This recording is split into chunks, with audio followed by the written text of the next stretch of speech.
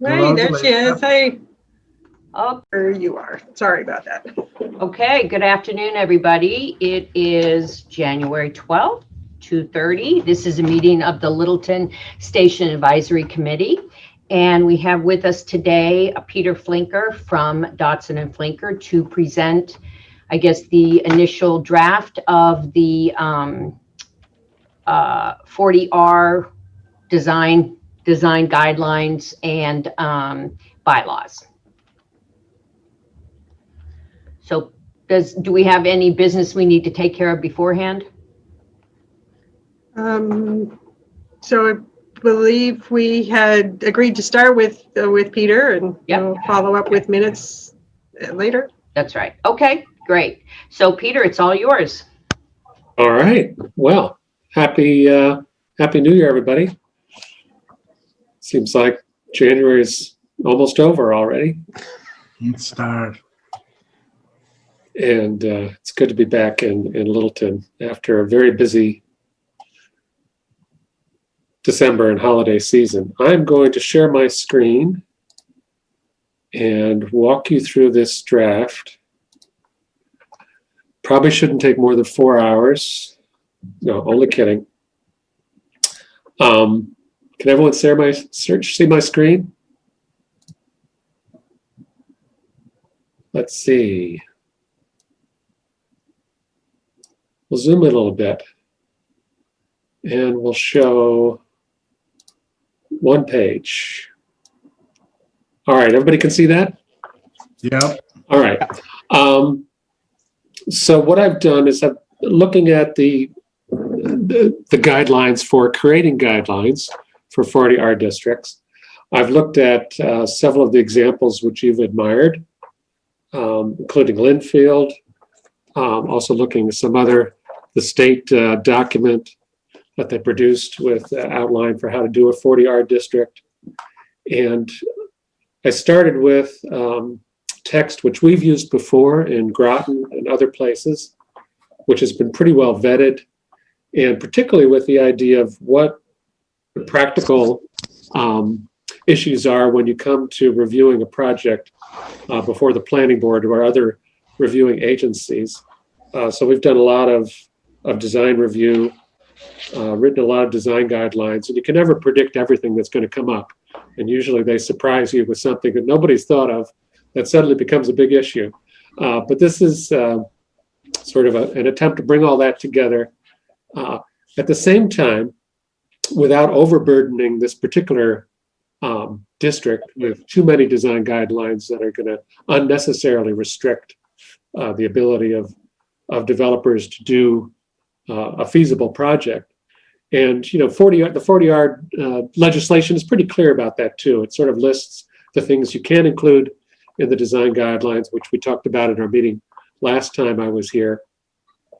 And clearly the intent of the 40R district is to help towns shape development so that it becomes an asset to the town, not just another affordable housing project, not just another cheap looking development, but at the same time not to, as I say, overburden it with too much in the way of bells and whistles. So most of the stuff is aimed at giving developers the guidance to do the right thing that's not going to cost them a lot of extra money, but just thinking things through ahead of time so that they don't have to be told to do the logical thing, that they'll just incorporate that in the project from the beginning. So that's the goal.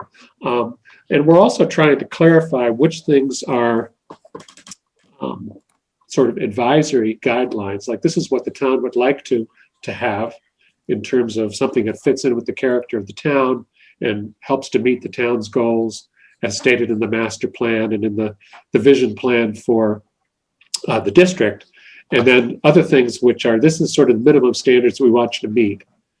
And so as you review this, I want you to think about, are those minimum standards too restrictive? Do we need to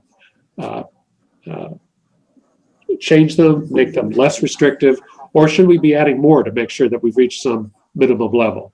So I've sort of taken the first shot at doing that, which you can see. Also, what you're seeing today is entirely text. So this is sort of the bulk of the design guidelines.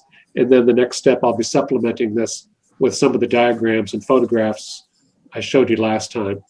But this, the text should really stand alone and will be the sort of bulk of the standards. So the introductory part just sort of talks about the place of the guidelines in the zoning of the town, the reference to those sections of the new zoning bylaw for the smart growth overlay district, et cetera. Talks about the purpose of implementing the plans, the town's master plan and the Littleton Station vision plan. It also talks about the difference between should and can, which are sort of advisory and non-binding guiding principles, and standards which use the words shall and must, which the planning board should interpret as this is sort of the basic guideline which the project should meet. So that's another way as you're looking through this to think about, are we identifying things the right way as what shall be included and definitely needs to be included, and other things which should, which are more recommendations. And then the applicability of this to the district, which you're familiar with. The definitions appear in the zoning bylaw itself, so we don't have to reproduce those here. And hopefully the graphics and the diagrams will essentially provide a definition of terms by illustrating some of the things which in the text may be a little bit hard to understand. Any questions so far? All right, so it starts with sort of overall guiding principles. And the idea again is that we have these big ideas what we want the district to be, which are based on the vision plan and the town's master plan as a whole. So I sort of quote the master plan, which talks about promoting transit-oriented development that encourages development of homes and businesses within a walkable neighborhood, catering to people using transit rather than cars, while limiting impacts on residents and preserving the rural setting, which I think was a great summary of what this district is about.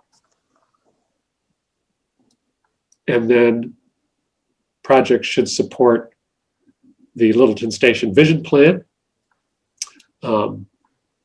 which I also quote about each node having a mix of commercial and residential uses, development that extends out from a mixed-use core with a mix of residential development types. And then each neighborhood, even if it's built by a separate developer or as a separate property, being tied into the overall framework with a coherent network of streets, greenways, and paths, et cetera. So that's sort of the first principle, reflecting the town's goals. And the second one is connecting to the train station, of course. I think as we've discussed before, there's a danger that the train station, which now has that big parking lot and a hill, can easily be cut off from the new development, which tends to be a major issue with 40R districts I've been looking at, is that even though they're designed to be this sort of a village style development or a downtown, there tend to be separate pods that are not very well connected. So I really want to make sure that we capture that idea of connecting directly to the train station, and so that it's easy to walk there and also feels like a coherent district or village center. And then talking about enhancing the town's visual character and quality of life, sort of getting at that larger question of how do we create a development that meets the modern needs for a four-story, very simple four-story apartment building in a big parking lot. How do we accommodate those sort of economic needs within something that feels like it fits within Littleton? So this talks about those big ideas and how even when we have sort of modern objects like parking lots and service areas and dumpsters, they can be incorporated if we do it carefully and screen them, put them behind buildings, and basically think about all that stuff up front rather than leaving it to the end.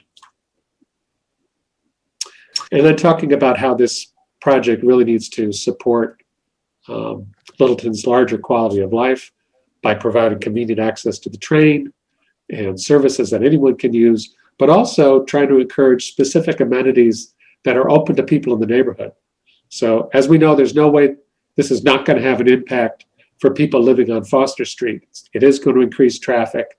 It is going to be visible to some extent. They're going to hear it. They're going to be aware of all that activity. But we want that to be a good thing in the end, right? Where it's like, yes, I have this new development down the street, but isn't that a wonderful place to go and walk around and have a cup of coffee?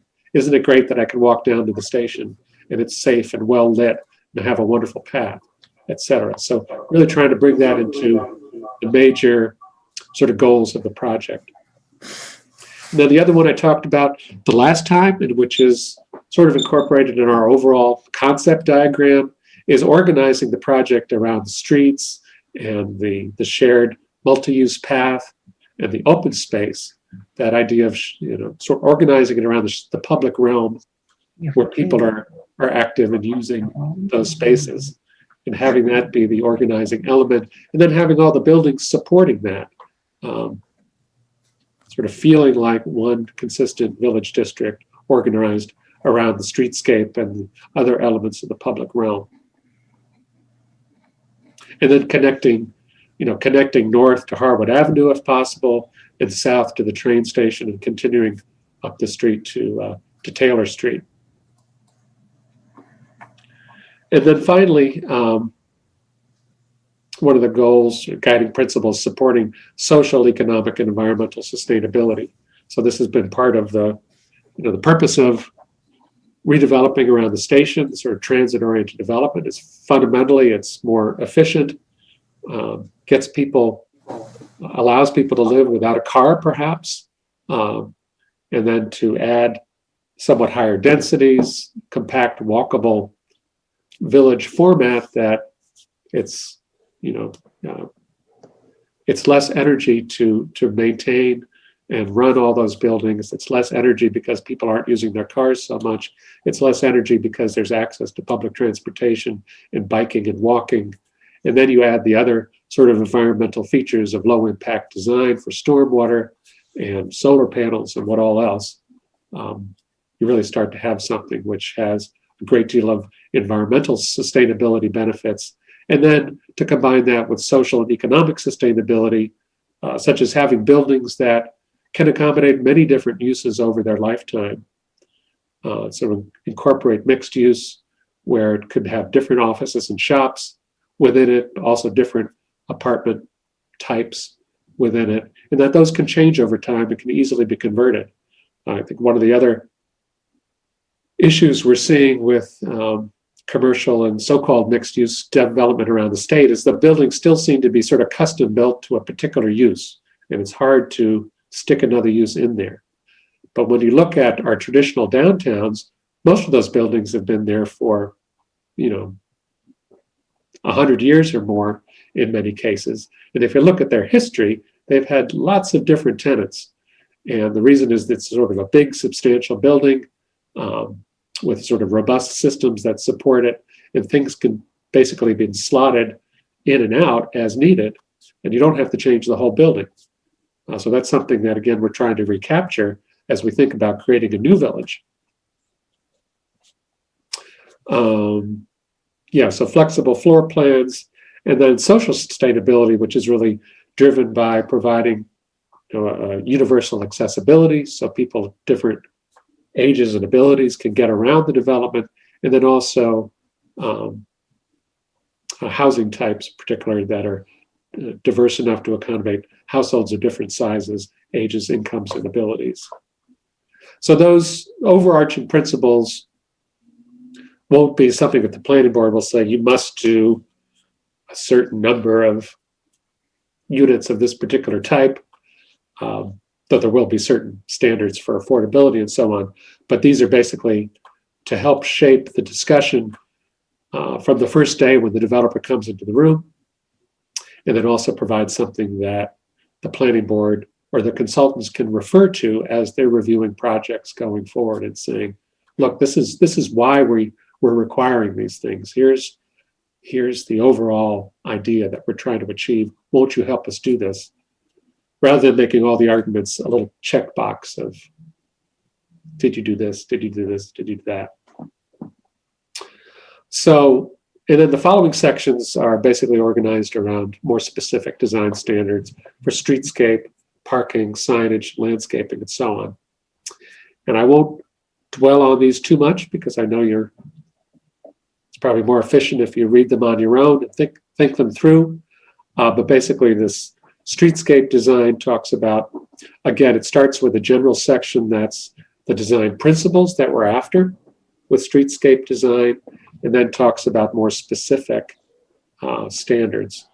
So buildings, again, not just should be oriented with their principal facade, but shall be oriented with their principal facade and entrance doors facing the public way. So this is sort of a fundamental thing that we want every commercial building to do.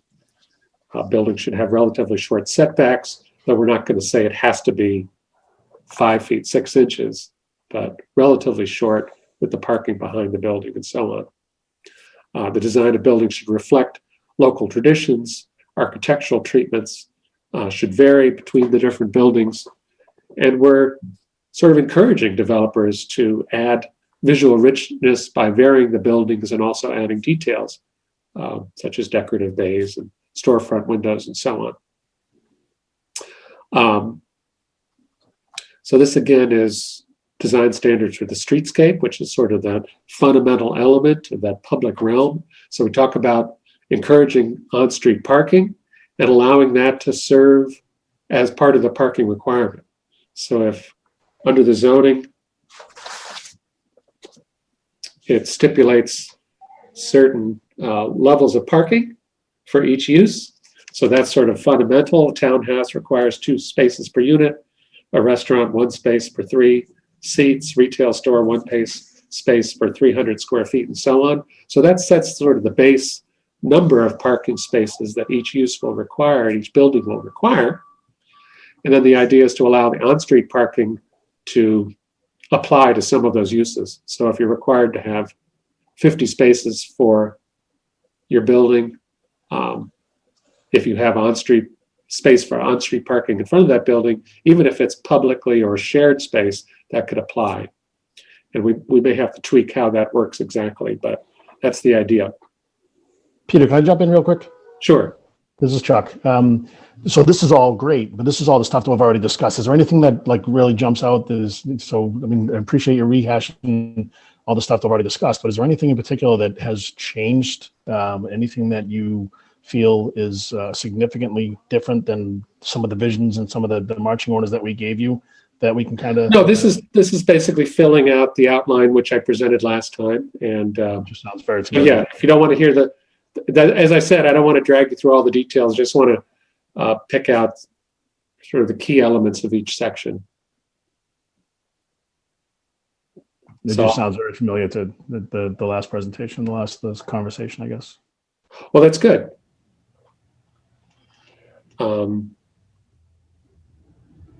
Materials, we're not going to allow asphalt on sidewalks within the village. Sidewalks have sort of a minimum width, 5 feet wide for accessibility, 10 feet wide where they're fronting a building, encouraging alternative sort of higher end paving when we can, but a minimum of concrete paving and granite curbs.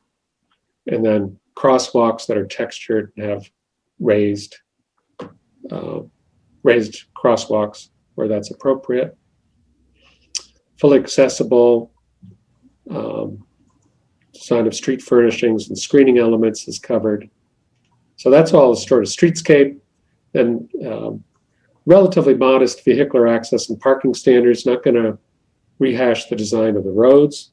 I think what we concluded was that we're not going to have a required cross-section we're going to require them to submit a cross-section showing the design of the streets and the relationships between the street cross-section, parking area, the sidewalks, and the building facades, but we're not going to give them cross-sections that they have to meet. Is that correct?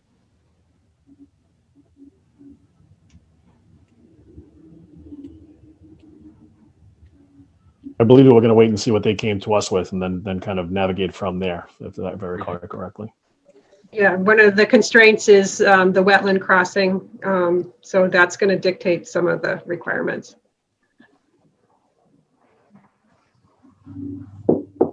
Right. I mean, you see That would be a lot less prescriptive, with the exception of things like Myron just mentioned. right. So a lot of master plan developments or projects where towns are trying to promote a village, like to some extent the Littleton Common project and zoning, where there's new roads, they'll actually say this road must be a certain width. And they might have a hierarchy of different road sizes and road cross sections within the project. But because we haven't designed it to that level of detail, and we don't know exactly what the uses are, how many units they're going to be, it's difficult to stipulate that up front. So what we're trying to do is put the framework in place to say, this is what we want to see when you come forward. We want there to be a hierarchy of streets. We want there to be on-street parking where that's appropriate. We want to hide the entrances to the parking lots and garages and have shared parking. But the developer will come back with a proposal of how they want to do that, given what they're building. So that's the streetscape and the sort of parking and circulation standards. For architecture, we're talking about not wanting to reproduce historic Littleton buildings. Sorry, that says station area village. It's not here. We don't want to reproduce historic Littleton buildings, but we want them to be authentic in their character and appearance. So rather than just having sort of a fake colonial facade, if you're going to build a colonial facade, build a real colonial building, more or less, with sort of traditional detailing, not just a box with fake colonial patterns applied to it or stuck on the outside. Again, we want the structures to be sited, to shape, and as I said, dignify public spaces like streets, squares, and parks. We want the buildings to consider the use and needs of existing neighbors along Foster Street, which I think is important, and provide screening to minimize detrimental impacts. I think a lot of that will be taken into account because we have the sort of wetland and open space along that edge. So hopefully that'll provide a natural setback. In terms of overall proportions of the building, we want where the facades are longer than 50 feet, we want those broken down into a series of smaller bays. Again, we want traditional architecture to include an understanding of actual historic design principles and reflect the use of historic materials, if that's what they're trying to do. And then to not paste too many add-ons onto the building without a reason. So to make that sort of integrated with the design of the building, not just something that's pasted on. So building height, the zoning again stipulates 4 stories and 50 feet as a maximum. Within that, we're trying to show how, I think particularly the idea is when you get to the upper story of the building, it's that top story, whether it's 3 stories or 4, should be integrated into the sort of the roof structure, if you're having a peaked roof, or a setback, if it's a flat roof, or something that sort of breaks up the mass of the building so you don't have just looming 4-story buildings. And we looked at some examples of how to do that. Roofs, we're not requiring, again, pitched roofs, but we are using pitched roofs again. They should have a minimum pitch of 6 and 12 and fit into sort of traditional roof forms. So the idea again here is not to require pitched roofs, which are, especially for larger buildings, more expensive than flat roofs. But if you are going to use them, not to just make it sort of a fake half roof, but make it something that really works. And then to incorporate, if you have mechanical equipment or solar panels or whatnot, that's integrated to the design of the building and not just pasted on afterwards. So the building facades obviously are very important, particularly where we have mixed use or commercial buildings. So we want the entrances to be clear. We want the facade to be transparent. So there's a lot of glass, sort of welcoming as you go by. We want the windows and doors to be organized within some overall system, typically with certain vertical and horizontal regulating lines, so that the buildings are not just, or the windows, doors aren't just sort of randomly organized.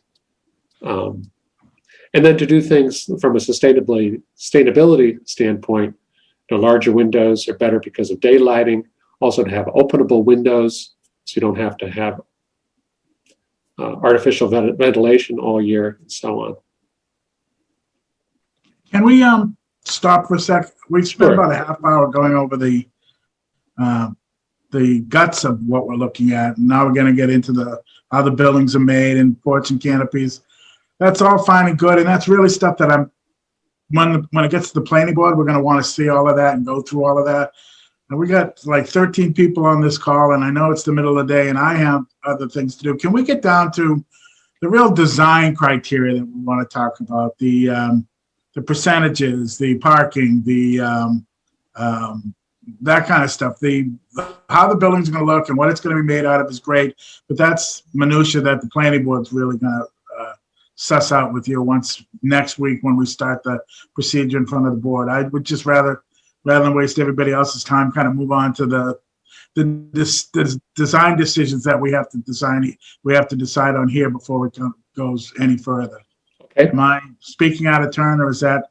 No, I was giving Peter until 3 o'clock, and then I was going to jump in. I gave him to 2:58. I cut him off 2 seconds early. Yeah. Well, Little less rope. We've got a lot of other stuff we need to cover in the remaining Agreed. 30 minutes. So. Yeah. sure.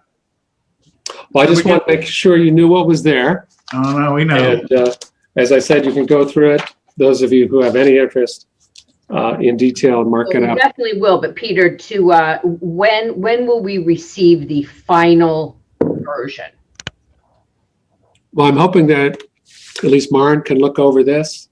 I'm going to continue working on putting the diagrams into that, probably finish that up this week. So early next week, I think we'll have a full draft with the diagrams ready to go. Well, let's definitely plan on early next week because we need to review it before we take it to the planning board. Okay. I think it would be very valuable if you review this copy, particularly because you can mark it up easily in Word. And if you don't know exactly what the standard should be, if you could at least highlight those elements that you think should have a more firm standard or a less firm standard, then we could address those specifically. So, Mark, which were the elements that you wanted to talk about? Oh, sorry, Maren, you had something to say? Yeah, so I would recommend any comments on this from the committee sooner than later. If by Friday would be great. If not, if you would like over the weekend, then Monday morning would be perfect. Okay, so everybody just get your thoughts tomorrow and let's say by Friday. Does that sound reasonable? Yeah, that's great. Okay. Thank you. Okay, sorry, Peter, what were you saying to Mark? Oh, where I wanted to go, probably density. Let's talk about affordability, how, the difference between what this is as a 40R as opposed to a project that the planning board would have a little more flexibility, maybe those kind of things. What we're proposing out of this, I guess. Right, and that's the kind of detail that ends up in the 40R bylaw, not in the design guidelines. Okay, so Once that's. we have the design guidelines ready to go, which, we're within a week or week and a half of that, then the planning board will be reviewing the details of the 40R. So if we're ready to jump onto that, we certainly can. I think we do. I think that's where we need to discuss exactly where we're going, how the density and everything else like that. Okay, so I would just have one last question for Peter before we let him go is, did you see anything in the draft 40R bylaw that you were concerned with or didn't work well with the design guidelines? Well, maybe there's a better way to say that question, but Right. No, I mean, actually, a lot of this stuff often is in the design guidelines. okay. It's actually good that it can exist in the bylaw because that gives it more weight. So, I mean, as you know, the 40R densities are required by the state, right? So, Mhm. so it's basically within the area that's going to be described for each use. It has to be 12 units an acre or 20 units an acre, period. Okay. So one thing we haven't talked about is drawing the sort of final map with the sub-districts. So that's maybe something we could talk about offline, Mary. Mhm. Yeah, And- yeah, Joe and I would love to follow up with you on that. Not to speak for Joe, but to speak for Joe. Right. And then you have now in the zoning bylaw, 1,500 gross square feet per retail tenant and a total of 10,000 gross square feet for all retail uses, and then 15,000 additional square feet for offices, banks, and other non-residential buildings. Mhm. That's Right. probably, that's the one where you really have more control. So, Mhm. Yep, and those are in the draft 40R bylaw for discussion. That's everything else in there. Well, not everything else in there. Some information is required by the state, and the other, there are several points of policy direction that we're looking for you and the planning board to provide on the details of the 40R. So, we ready to jump to that discussion? I guess so, yeah. Yeah. Let me just jump in real quickly before we move on. Just, Peter, you still on the line? yep, So we had mentioned like Reading, Woburn, some other communities, and you showed, I think, the not Chapin Street, I can't remember the name of the street in Reading that had the differences in architecture to Right. break up the lines a little bit and things like that. Are there any others, whether it be Newburyport or in any of the other communities that have executed 40Rs that you could draw our attention to? Maybe just send us an email with links to some of those projects just so that we can learn from some of the lessons that other communities have right. Well, I think both Reading and Newburyport, they had the benefit of being existing downtowns essentially, right. where a lot of the guidelines were to some extent self-explanatory, right? Because they build more like what we have.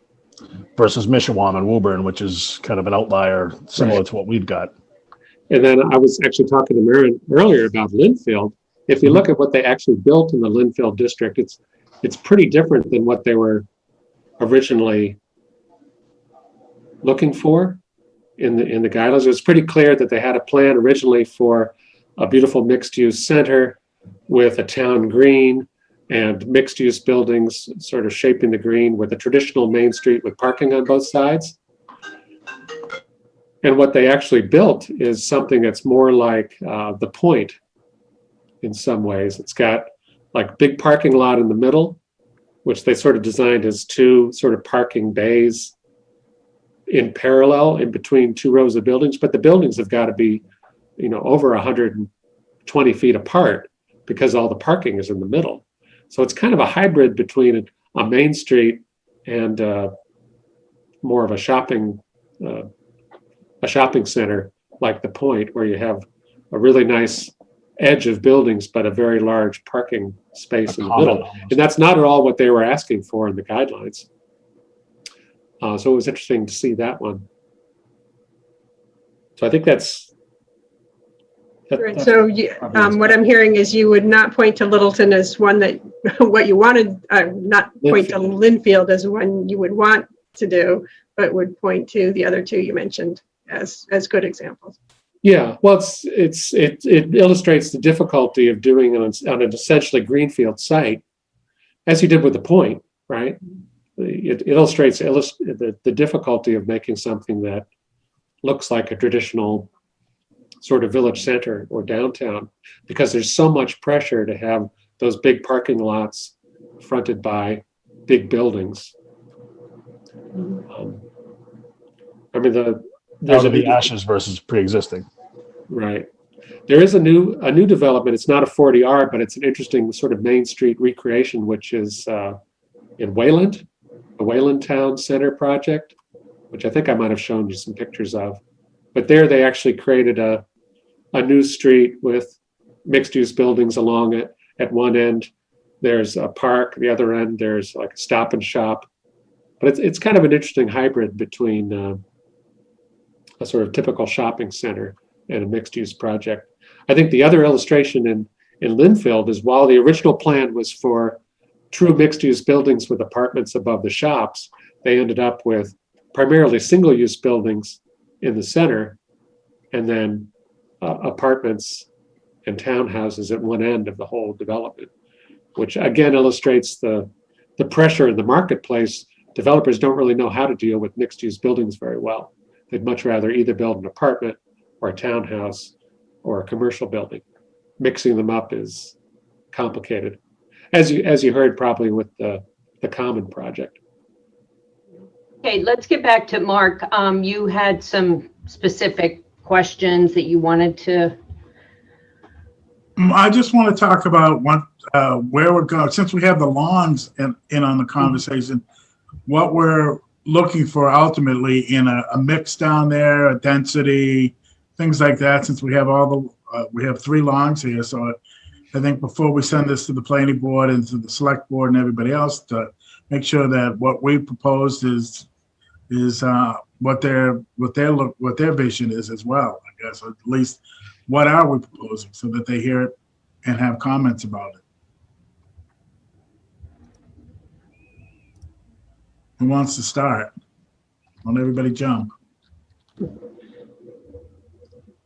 they have something like this maybe? Sorry, Nate, go ahead. Good. No, Chuck, I was just going to comment on the what I did see on the draft that Maureen had sent out with the agenda for this meeting. To be honest, the 25% affordability requirement was a surprise to us. We thought we were going along with the 40R guidelines that the state mandates, and didn't realize that there was going to be anybody was going to look to add on top of that. So that was something that we hadn't really looked into at all yet. The developer that we had been working with, or have been working with, has said that, you know, the developments that they do, that would be a tough number for them to hit.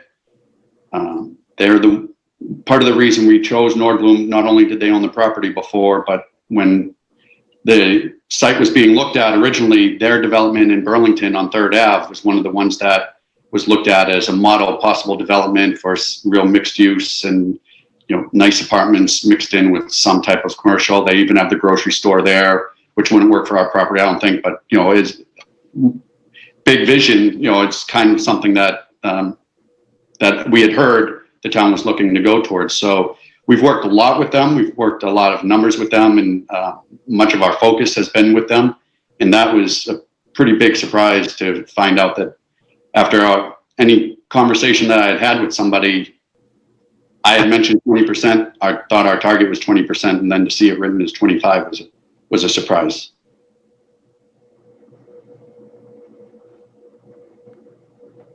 Peter, do you want to address that? Or?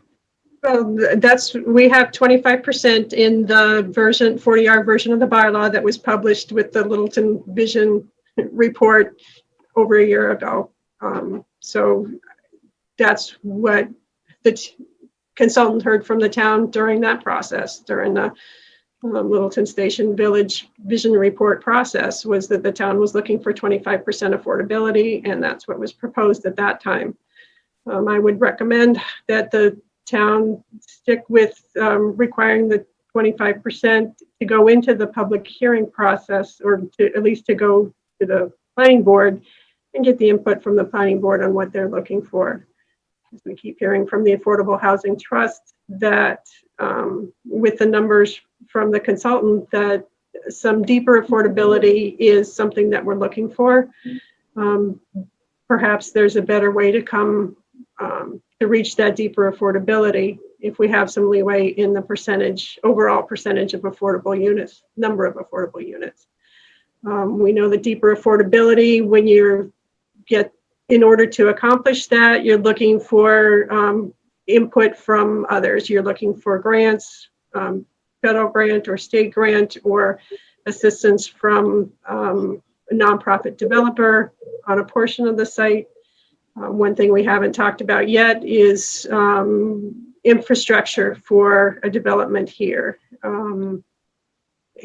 My guess is that the town would be participating in some form in providing infrastructure for this site, particularly because will be a lot of state funds available for development near commuter rail stations, especially given the legislation that just passed this past week. So I think it's a much bigger conversation.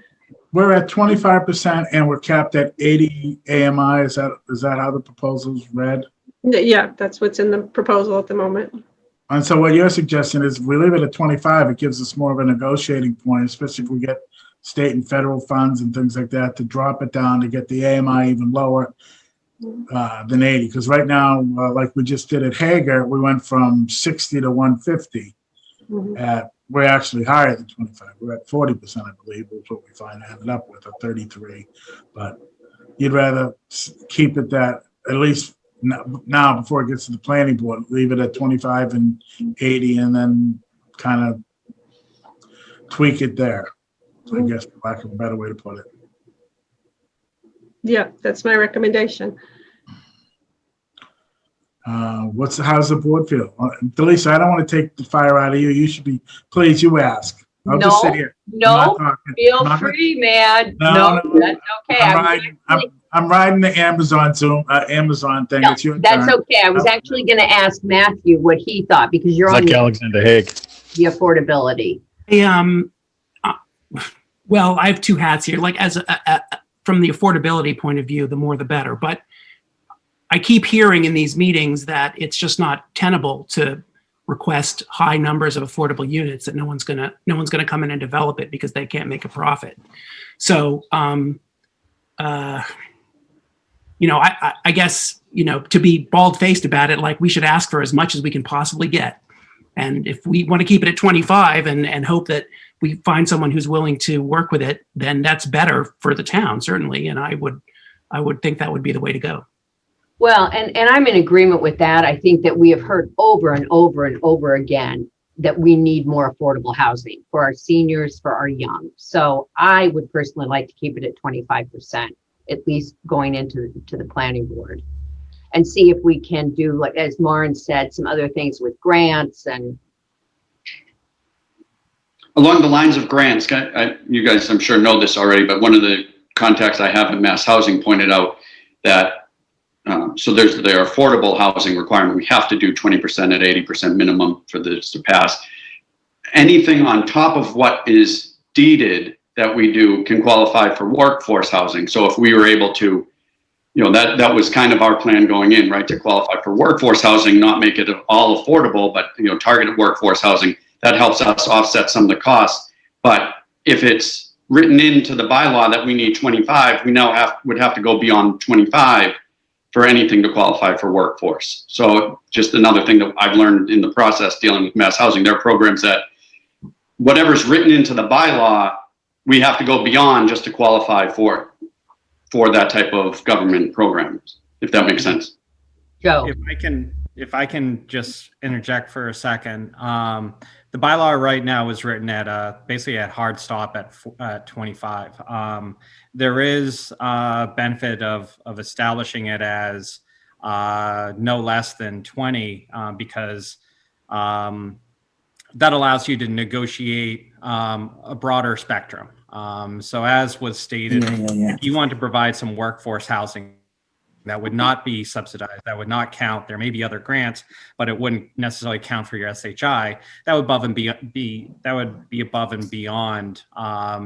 And by establishing a floor, that doesn't mean you can't hit 25. It doesn't mean you couldn't hit 30.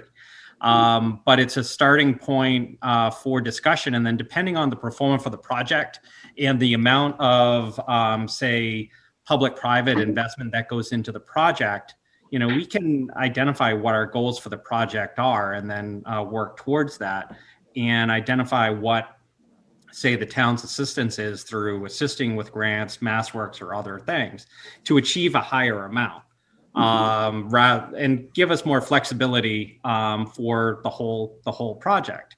I had done an affordable housing project in Wayland, and we had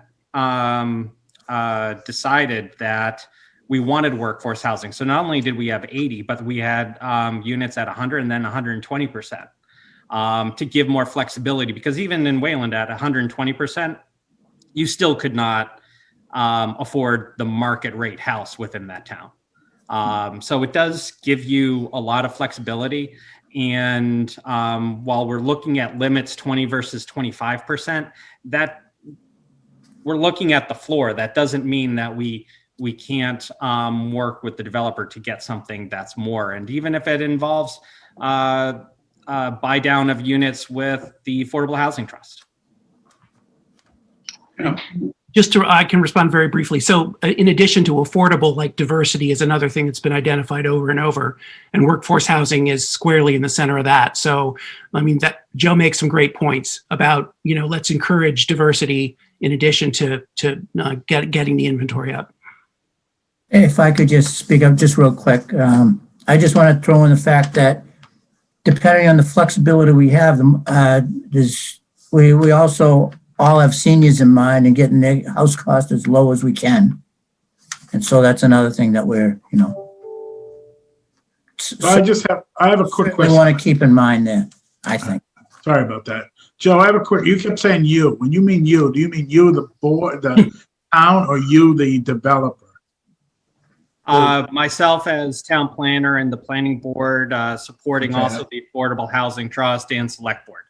All right, that's kind of what I thought. I just want to make sure it was the right you. Okay. Yep. So where does that leave us? So in recap, I guess if I'm going to recap it, I'm going to say we're going to leave it at 25% with the flexibility that we can go down to 20 or up to 25% if we can get funding and grants and do workforce housing. And is that kind of what we're looking at, Joe? I mean, you're kind of the guy driving the bus here. Martin and I have had a lot of discussions about this. And, I think one of the main things is when you're drafting a zoning bylaw, you can't all of a sudden, once you start advertising, start adding in elements that then people will say, we haven't been provided notice, this is a change. So I think from having a discussion point about affordability, what that means, what are people's thoughts as far as what should be some of that diversified housing that we want. Keeping it at 25 for discussion purposes only, there's nothing that is harmed by that. Knowing that if you reduced it down to 20 and then said, but we encourage increased housing or these other things, workforce housing or other things, so that it provided more of direction. That's always amendments that can happen after the fact. If all of a sudden we were talking going from 20 all along, and then all of a sudden we then changed, then the planning board could be faced with the challenge as far as not advertising what the true nature of the bylaw is and putting in conditions that then they weren't provided notice on. So you want to keep it as high as you can so we can go down and have the flexibility to go down with it. It's harder to go. It's like buying. It's harder to go up. It's easier to go down. But at what point, so we're talking about keeping it at 25% and then discussing it as a planning board on whether to take it down to 20% with all those other conditions. Is that what I'm hearing? But that requires the developer to do some work and figure out their economics to determine whether or not it's to look at their feasibility, and they're looking at a certain return, which they're certainly entitled to. But I think well, that I get. I guess it kind of puts it back on them to find out what those other what the net is going to end up being and whether or not those numbers work for them, I think. Okay. I was just really referring to as a conversation starting point that 40R does establish 20% as that minimum guideline to qualify. That does not mean you can't go above within the form of a bylaw, but I think it's a good discussion point as far as what affordability means. What are some of the price points? You could say we want some 60%, hitting 60% AMI. That's going to be more costly for the developer. But a 60 AMI versus 80, that there's a significant delta in cost. But from SHI, those are still the same as an affordable unit, even though there's a huge financial impact. So having some sort of discussion as far as what is that spectrum you want helps then identify in the formal, the final language of the bylaw, maybe what language you have. The 40R that I had done before coming here in Grafton, we had 20% up to, no less than 20% affordable for ownership, and no less than 25% for rental. You don't have to stay, but you can sort of have that mix. But it just is really what the town ends up wanting, and getting an idea from the developer on what their cost pressures are. If they have to fund a packaged treatment plant to accommodate that, that's significant cost, and they have to build that in. And that's where I could see them saying, you know what, 25% is just financially too challenging. 20%, we can make the pro forma work. Where does that negotiation happen? Does that become a town treatment plant? Are there other things that we can assist defray that cost to basically just have a $5 million infrastructure need? They need to then elevate what they're making in order to offset the affordable. Okay, but so if the goal of our committee is to turn over our recommendation to the planning board, what are we recommending here? Are we recommending we discuss it further as the planning board? I think we're recommending to the planning board is a range from 20 to 25%, no less than 20, up to 25%. But the difference with this this proposal would be, as opposed to what we just did at Hager, would be at where we were all over the board with affordable. Let's be honest, 150% really didn't sound like affordable to us. This way, we're capped at 80% at 25. If they want to come in with a lesser number, say 20%, maybe we get, as Joe said, we get more 60s. We're going to get 80s at the very least, but we'll get more 60s affordable, and it gives us more flexibility to talk to the developer about all aspects of it. It keeps everything on. It sounds like to me it keeps everything on the table as far as grants, affordability, density, the whole bit, by making it a kind of a no less than 20, but our goal is 25. So let's negotiate from there. Rather than what we had to deal with Hager, we had to take 150s. We had to take 150s, 120s, and 100s, where we didn't really feel those were affordable on that project. So I think it gives us a better bringing it to the whole board. It's going to give us more flexibility in how to ultimately keep it more affordable. As Mr. Long said, making it more affordable for the seniors. You know as well as I do, that project, we were trying to do the best we can to get it affordable for the seniors, but we didn't have a lot of leverage, for lack of a better word. Okay, all right. I just want to make sure we're all clear on what we're doing. Did I do a good job with that, Myron? Was I all right? It sounded good to me. All right. Okay. All right, I'm done. So, Can I bring up a few other questions or thoughts we had about the draft that we saw? The height limit, and we saw the other one for up the hill being 5 stories down the hill. So our thought, we started playing around with the idea of possibly being able to put parking underneath to create that village feel and avoid the parking lots like Peter was talking about. And we don't know the financial feasibility of being able to do that. But if we were able to, would there be a way to get that? I mean, we can look at the land. I think it's going to be way down the hill. You know, this is down by 495, to make it so that we could have that limit be 5, like up the hill, so that we could at least have the ability or flexibility, if it works, to consider putting parking underneath and still have our floors up above. Yeah. Just the thought of having a common space and, getting rid of a giant parking lot to house cars, or at least a large percentage of it, and it could help the feel of the whole development. That was a thought that we had about that one.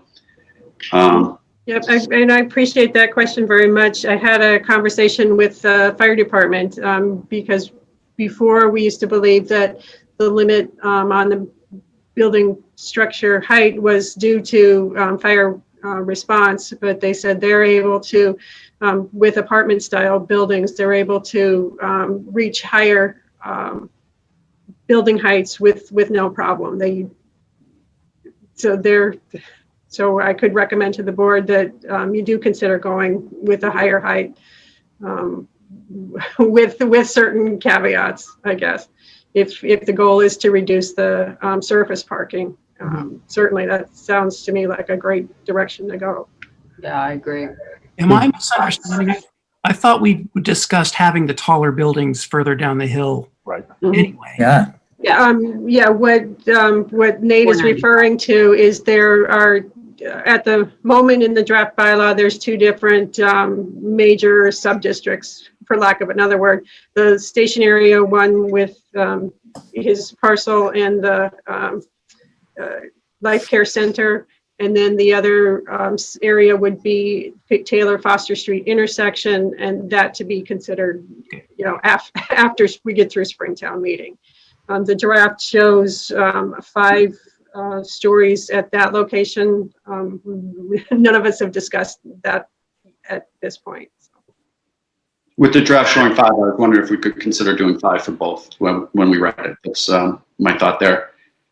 So if I could just jump in on the comments relative to the fifth story, part of the conversation, although I appreciate the public safety component, there was the aesthetic. I mean, from Foster Street, if you will, the sight lines with a 4-story building, you really wouldn't see much from the road. With a 5-story building, now the topography I think lends itself to the benefit of eliminating the on-surface parking. But I maybe want to do a balloon test or something like that, just to float the balloon and just see what we're looking at for 60 feet versus 50 feet, just to kind of assuage any of those concerns. If I could just put in here, we think that when the parking under was mentioned to me, I really hadn't thought of it. I thought it was a great idea to get rid of some of the parking up above. We don't really want massive high buildings. We want what you guys want. We're from town.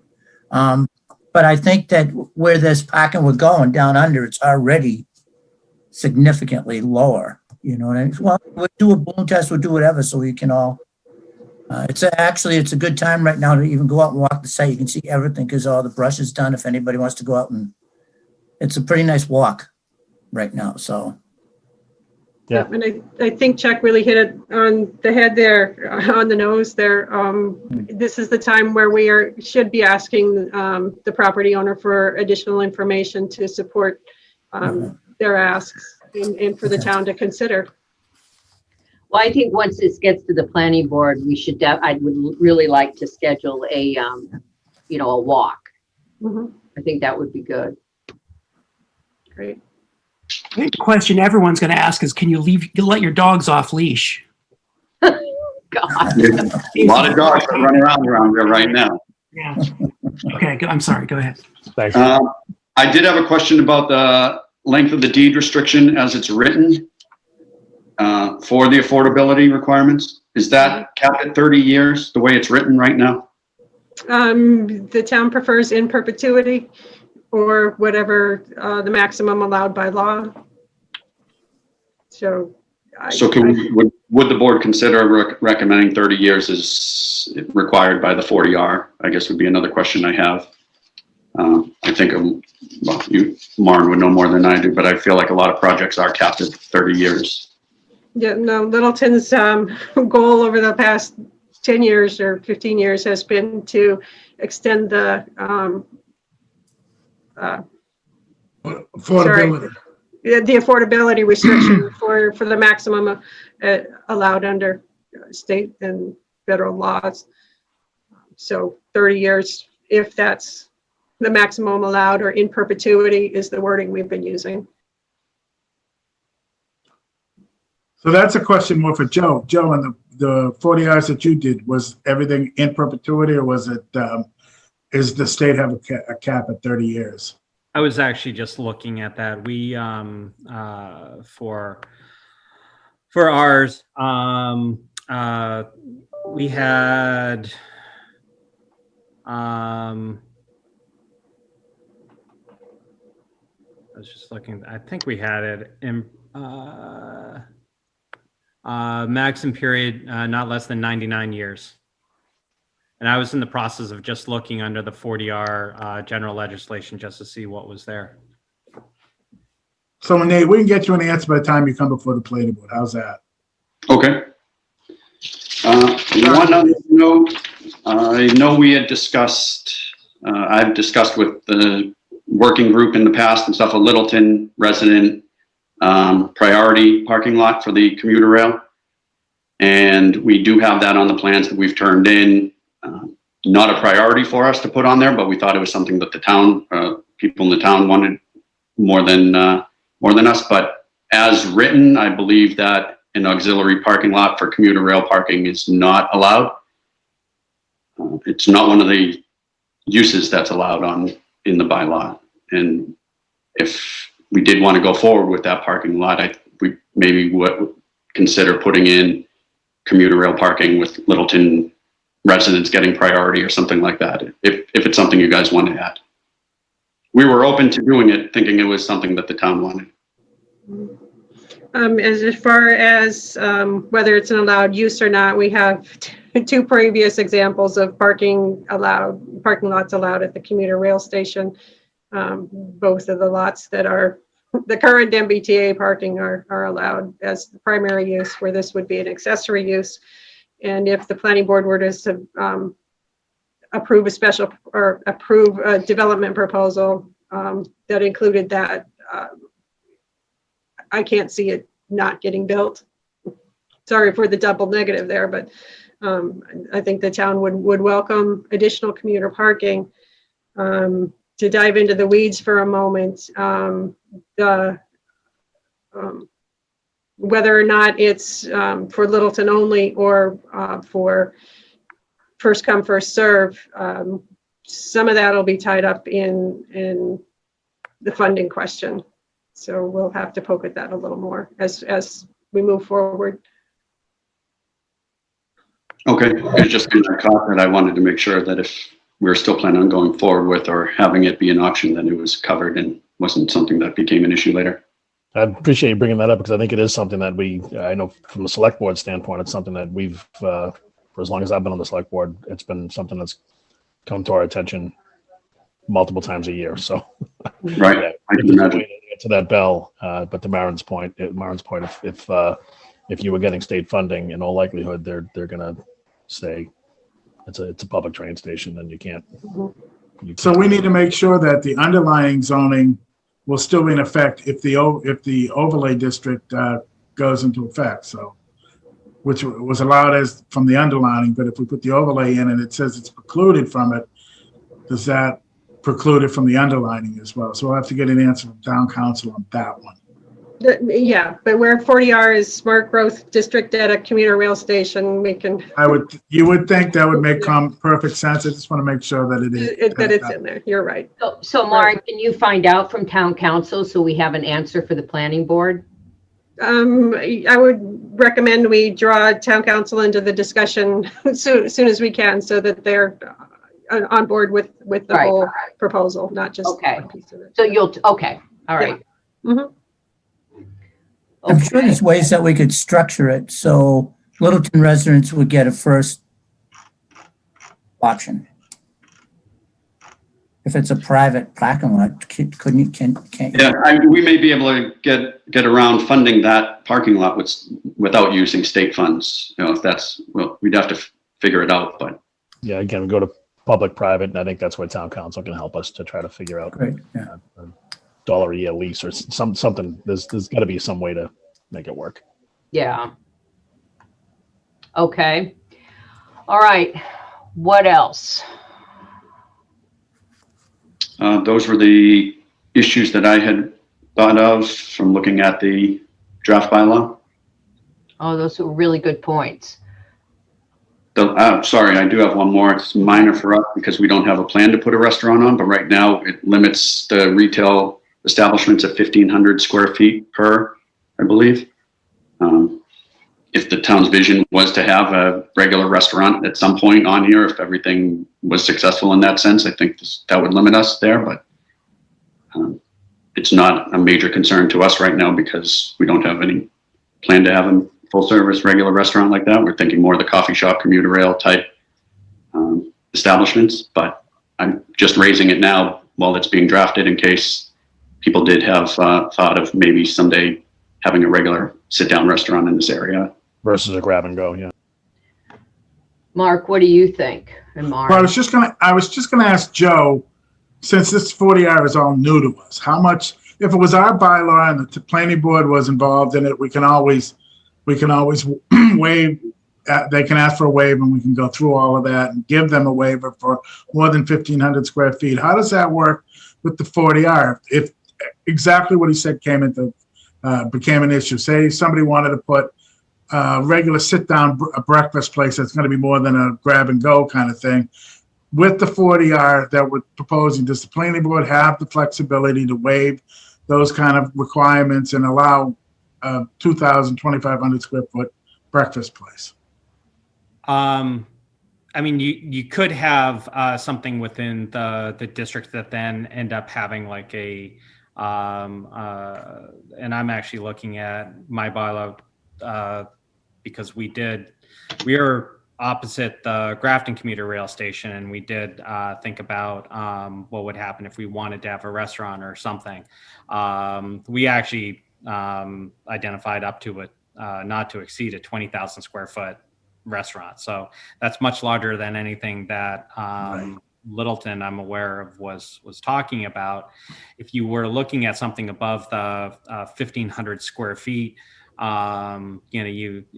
you could have a process by which you have additional criteria to then allow for that to happen. That if is that including counter space? Is it small amounts? Is it something that is then focused in the? Is it time specific? Is it location specific? So that at least if you were thinking about having a larger place, but you wanted some form of discretion, you could build that in with some performance standards as well, so that you can objectively look at it rather than just saying, well, if the planning board likes it, we'll approve it. Give some thought as far as under what situations you think it would be appropriate.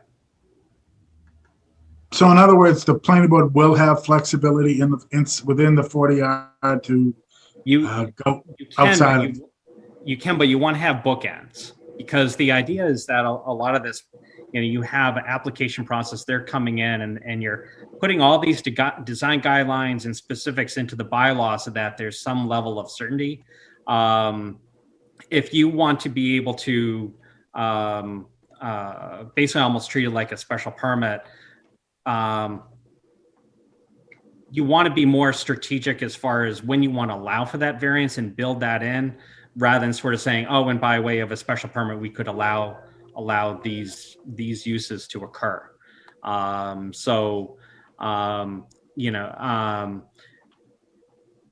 It probably is worthwhile for Maren and I to take another look and come back to you and the planning board and to say, if there are some things that you say, we may be fine going up to 2,500 or 3,000 square feet, but we want to know what kind of bookends we can put on it. Let us take a look and get back to you on that. Okay, that would be great. Maybe you and town council, so that when we have the planning board, the select board, and this board all together on 21st, we might have a better idea of those kind of things. You got to remember, this 40R stuff's all new to us. We've never done it before for the town. Joe, this is Robert. I was wondering, would it be possible, because it's pretty new to us too, to tell you the truth, would it be possible to have any discussions with you as far as, are you available? Yeah.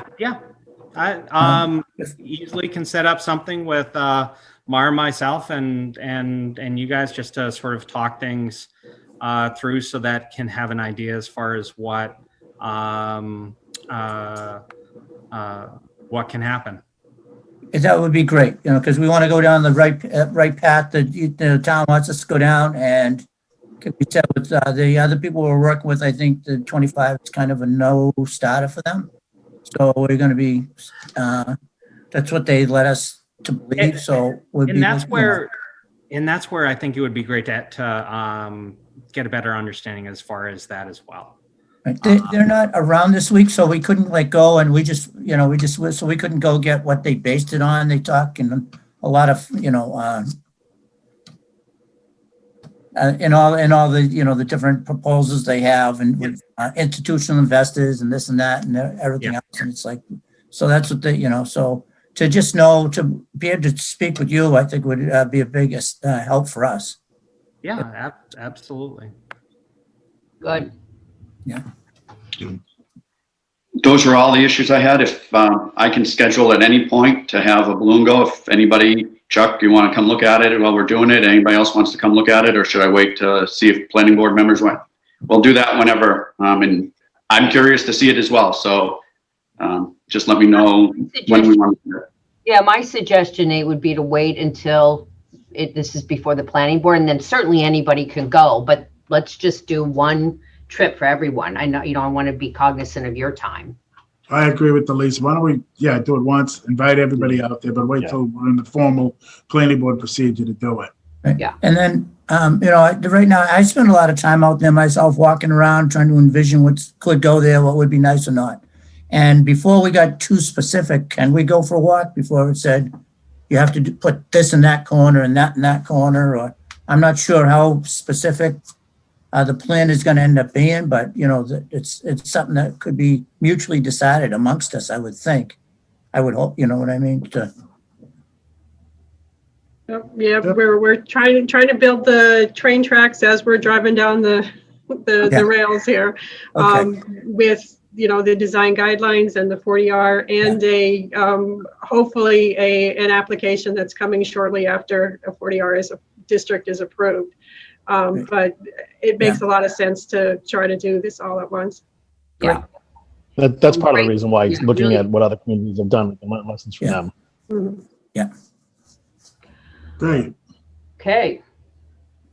Anything else? Are we good? All right. So we're good.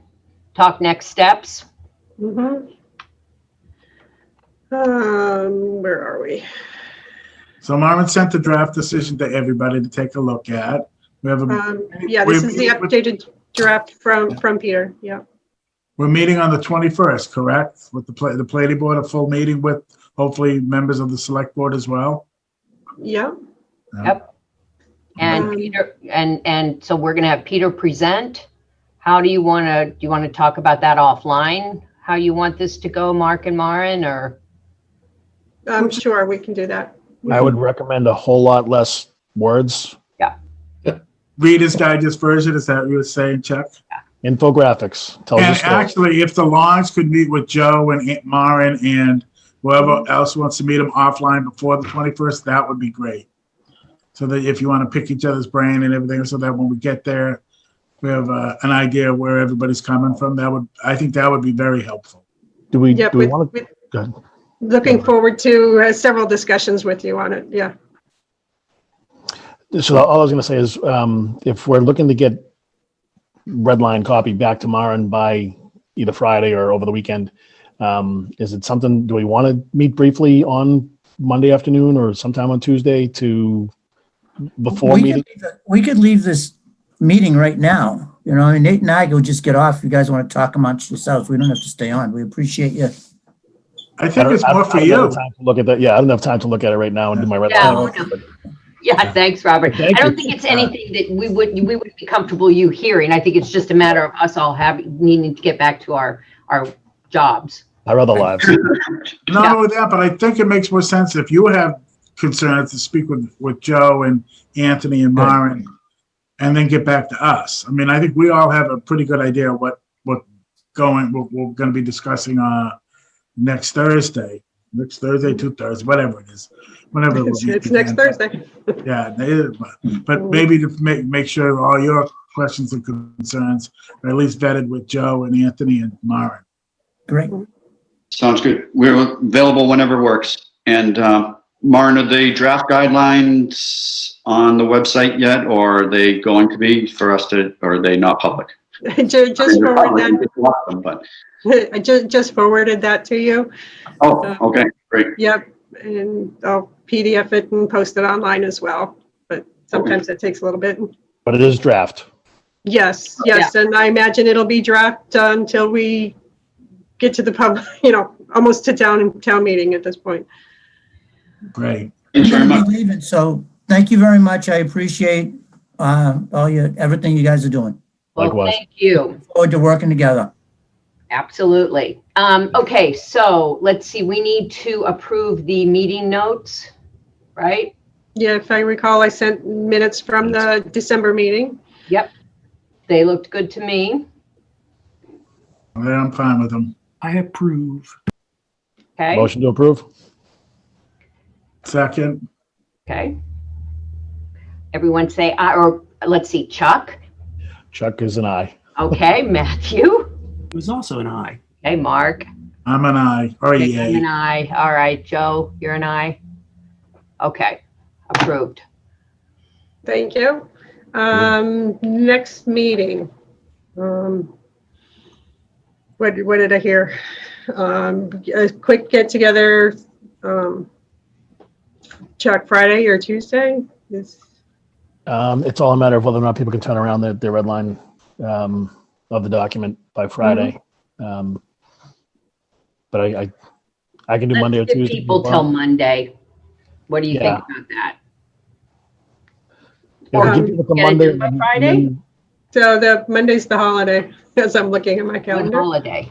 Yeah, Martin Luther King. Mhm. Oh, oops, sorry. I Everybody knows I read my emails all the time though, so. I'm, if people want to do it Friday, that's fine. Just And maybe wait till Maren, if you people could have aggregate their, it, if maybe Maren could aggregate them and just send them all back out to us so that we can look at, so that if we do get together on Tuesday at some point, we can.